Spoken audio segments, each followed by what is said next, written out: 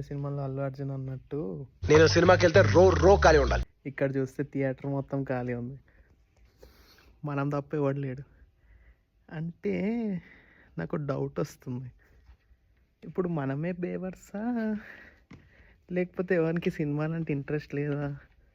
మనకి సినిమా తప్ప ఇంకేం తెలియదురా. దీనికి తప్ప మనకి దేనికి పనికిరామురా. మనకి తెలిసింది ఒకటే, సినిమా సినిమా సినిమా.